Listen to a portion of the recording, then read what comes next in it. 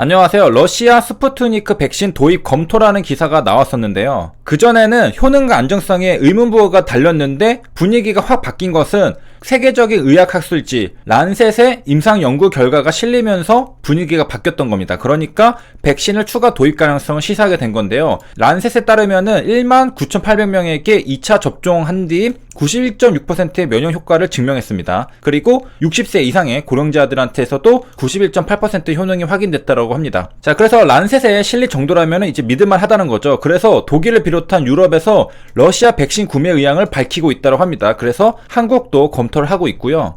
자, 또한 이제 장점이 2도에서 8도 사이 상온 유통이 가능해서 따로 냉장 보관, 냉동 보관, 분말로 만들거나 그럴 필요는 적겠죠. 그래서 수송 및 보관에도 유리하다. 임상 당시에는 영하 18도에서 보관이 필요한 액체 형태 백신을 사용했는데, 이것을 이제 동결 건조 형태로 보관할 경우에는 2도 8도에서 보관이 가능하다고 합니다. 그리고 가격도 $20, 약 2만원 수준으로 아스트라제네카 백신보다는 비싸지만은 화이자랑 모더나에 비하면 경쟁력이 있다라는 것입니다. 란셋에 논문이 실렸는데 RAD26, RAD5라고 적혀 있습니다. 자, 논문에서 AD가 뭐냐면은 바로 아데노바이러스입니다. 우리가 예전에 아폴로 눈병이라는 게 있었는데 수영장에 갔다 오고 나서 눈병이 번지는 것들이 매년 유행했는데, 자, 요게 바로 아데노바이러스에 의한 감염증입니다. 자, 한국에서 여름, 가을철에 유행을 하고요. 그래서 보통은 이제 39도에 오르는 고열, 목감기 이런 걸로 발현이 됩니다. 그래서 독감 수준으로 심하게 앓고 폐렴, 중이염 이런 합병증도 바로 아데노바이러스로 인해서 생기게 되는 겁니다. 그래서 가장 흔한 임상 양상은 인후편도염이라고 합니다. 그래서 목이 심하게 부은 경우에 이제 우리가 의심해 볼 수가 있는 거죠. 아데노바이러스는 이렇게 생겼습니다. 이렇게 생긴 거고요. 대부분 사람들은 감염이 돼도 스스로 치유가 됩니다. 자, 이것도 이제 백신이 있었는데 백신 접종을 이제는 하지 않습니다. 왜냐하면은 감염이 줄어들어서 이제는 굳이 백신을 맞을 필요가 없다라고 생각이 돼서 생산되지 않습니다. 자, 그래서 이제 가장 좋은 방법은 손을 잘 씻는 거다. 왜냐면은 전염되는 게 수건이나 수도꼭지, 다른 사람들 직접 접촉 이런 것들로 인해서 전염이 되기 때문에 손만 잘 씻으면은 이제는 크게 문제가 안 된다라는 것이고, 여기 보면은 AD4형, AD7형 이렇게 적혀 있는 것을 볼 수가 있죠. 자, 이게 우리가 지금 란셋에서 보는 AD입니다. 그래서 AD가 바로 요 앞자리를 딴 것이라고 볼 수 있고요.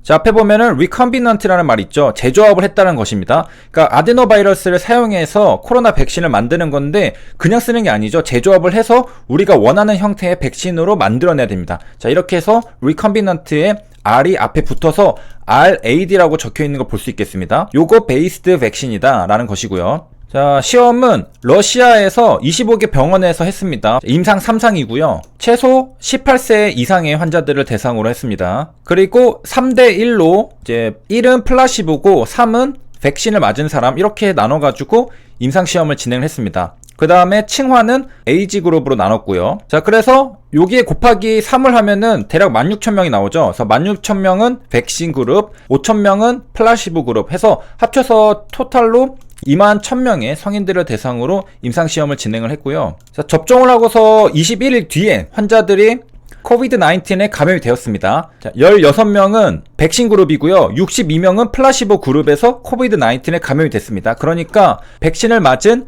14,000명 중에 16명, 그러니까 0.1%라고 하고, 그리고 플라시보 그룹 대략 5,000명 중에 62명, 대략 1.3%가 감염이 되었습니다.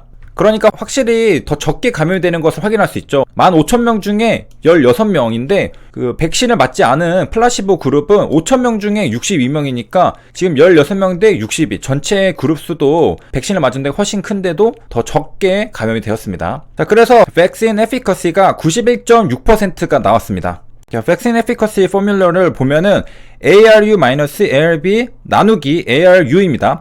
자, 보니까 알랄의 비율로 구할 수가 있습니다. 여기 보면은 어택 레이트라는 게 있는데 어택 레이트부터 이해를 하면은 이해가 쉽습니다. 그래서 어택 레이트는 여기 새로운 케이스가 분자로 들어갑니다. 여기 밑에는 전체라고 보면 되겠고, 자, 요거 두 개의 차이는 unvaccinated 그리고 vaccinated 차이입니다. 그래서 on이 붙었으니까 여기가 U고요. 여기는 V니까 이렇게 V라고 씁니다. 그래서 ARU-ARB를 ARU로 나눈 겁니다. 자, 우리가 여기서 생각해 볼 수 있는 게 ARU가 더 많겠죠? U 케이스가. 여기 attack rate이 U 케이스잖아요. 그렇기 때문에 ARU가 더 ARB보다 클 겁니다. 일반적으로. 그래서 ARU-ARB는 플러스가 나오겠죠. 대부분. 그런 다음에 ARU로 나눠줍니다. 그래서 뭐 이런 식으로 어렵게 생각할 거 없이 relative risk라고 생각하면 됩니다. relative risk로 우리가 calculate 할 수 있다는 건데요. 그래서 이제 베이직 포뮬러를 보면은 우리가 이제 계산을 해볼 수가 있습니다. 자, 이거대로 한번 계산을 해보면요. 여기에 자, 백신 그룹이 14,000명이었는데 이 중에서 16명이 뉴 케이스로 감염이 됐고, 그리고 플라시보 그룹이 대략 4,900명이었는데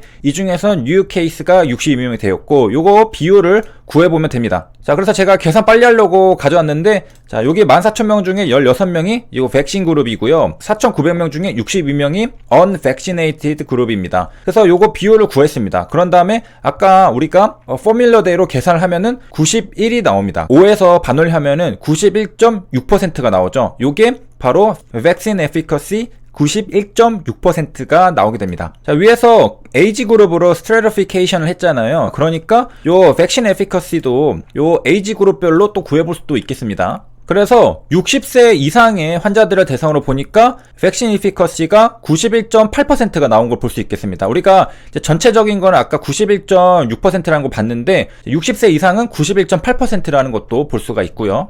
자, 그리고 부작용은 어떻게 되느냐? none이라고 적혀있죠. 백신과 관련된 부작용은 없는 것으로 우리가 확인을 했습니다. 그리고 Data Monitoring Committee로부터 confirmation도 받았고, 요 DMC 같은 경우에는 신라젠 때 등장이 한번 한 적이 있는데, 자, 요것은 바로 임상시험 과정 결과에 대한 평가를 담당하는 독립적인 자문기구입니다. 우리가 팩사백 무용성 평가에서 한번 본 적이 있죠. 스푸트니크는 두 개를 쓴다고 하는데 아까 봤었던 AD26을 사용하고 두 번째로는 AD5를 사용합니다. 그래서 두 번 접종을 하게 되는 것이고요. 자, 우리가 이제 스푸트니크에 대해서 좀 살펴보고 왔는데 HLB 제약이 요 백신 검토 소식의 강세입니다. 왜냐? 과거에 MOU 이력이 재주목되고 있다고 하는데, 자, 그 이유는 뭐냐면은 러시아의 스푸트니크를 위탁 생산하는 한국코록스랑 해외 진출 사업 협력에 관해서 HLB 제약이 MOU를 체결했었기 때문입니다. 그래서 과거에 협력하기로 MOU를 체결했으니까 요 스푸트니크 위탁 생산하고 들여올 때 혹시 어떤 호재가 되지 않을까? 그러한 이제 관심이 쏟아져서 주가에 영향을 줬었던 것입니다.